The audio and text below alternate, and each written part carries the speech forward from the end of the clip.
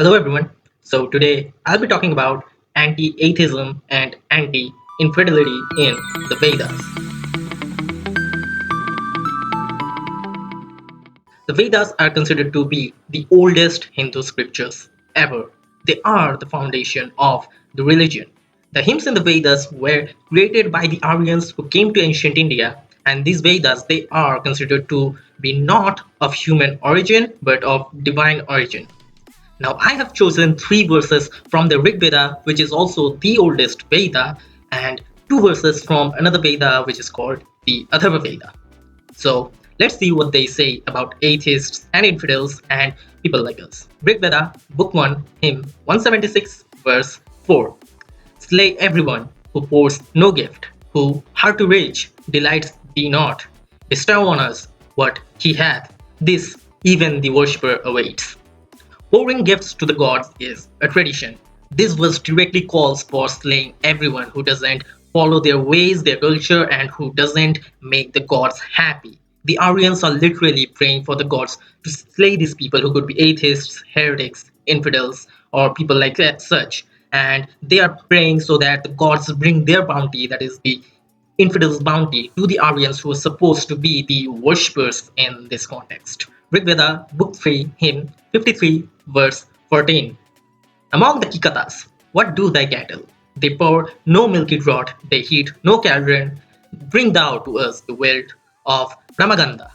Give up to us, O Magavan, the lowborn. The term Kikatas appears just once in the Rig Veda, which is in this verse. They are supposed to be a non-Aryan tribe living in a kingdom which later came to be known as Magadha. The historian Weber stated that the tribe was Aryan but had heretical tendencies, and this is how Buddhism later developed in that particular kingdom. Now, in any case, they were infidels or heretics, which is they didn't follow the majority culture, the majority religion, and their ways. So, yeah, they are kind of blasphemers or infidels, or they were non-Aryans, considered as non-Aryans or blasphemers, right? So, and the another word here, Ramaganda, is a king. He is considered to be the king of the Kikatas. He is designated as Naichaska, which means of low origin.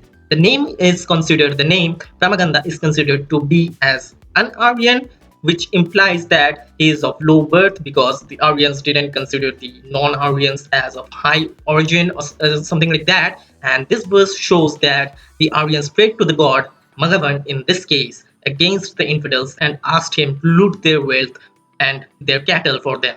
So yeah, the Aryans were basically looters in their time. Rig Veda, Book 7, Hymn 6, verse 3.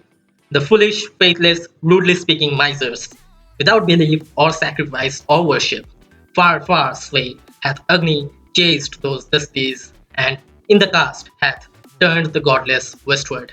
This verse calls the people without belief or sacrifice or worship, that is, us atheists, infidels, heretics, and such people as foolish, faithless, and rudely speaking, which most likely refers to the different language or the different way the non-Aryan tribes spoke, in case it is referring to the non-Aryan tribes.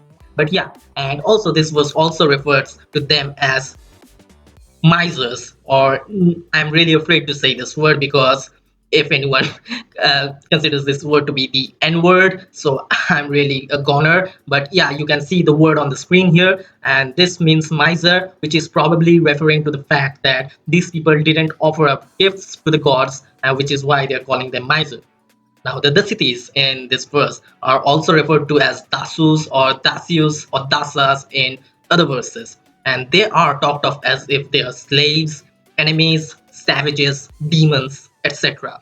They were said to have non-human alien laws, and they didn't follow any religious rites and as such things. So they were considered as, they were talked of as if they are not part of the majority religion, which where the Aryans are not the majority, but the Aryans basically. So we can say that they were probably of some aboriginal tribe rivaling the Aryans, and the Aryans kept them as slaves after defeating them.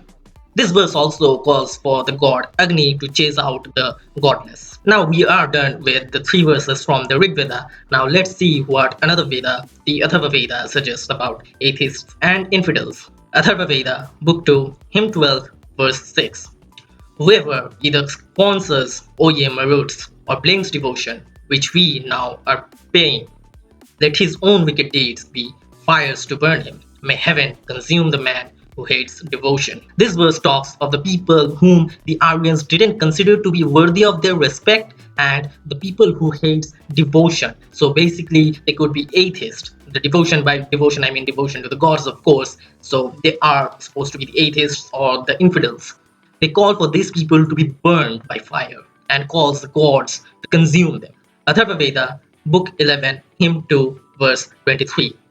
Homage be paid him with 10 Sagvari verses, who stands established in the air's mid-region, slaying, non-sacrificing, God despises. I don't think there is any need to explain this verse because it clearly calls for slaying of the gods despises, which is basically us atheists and also the enemies whom the Aryans considered to be despisers of gods. Right, with all these verses and many more which I haven't mentioned because there are lots of similar verses in all the Vedas, it is very clear that Hinduism is not an atheist-friendly religion. It is also clear how Hinduism came to the Indian subcontinent, and to be honest, it doesn't seem very different from how Christianity and Islam spread to the world in their times. The Christians called the Romans, the Norse, Amen, and other pagan polytheists as heathens and godless. This is the same thing what Hinduism is saying about the infidels during their time when the Aryans invaded or migrated, whatever you want to call it. The Aryans in a very similar way considered these people to be enemies, and who likely had a different religion. I mean, it's not really, I don't think these people were completely godless and atheists. They probably just had a different religion. So the Aryans conquered them and imposed their religion onto the subcontinent, the people of the subcontinent, and they appropriated different cultures to make Hinduism look so diverse as it is today. And these Aryans considered the enemies to be the infidels, people of different religions, atheists, the gods, blasphemers. So basically, we atheists are included as the enemies of the Aryans, or Hinduism in short, in other terms. Now, Hinduism is of course not a religion which looks kindly upon atheists or even other religions for the fact.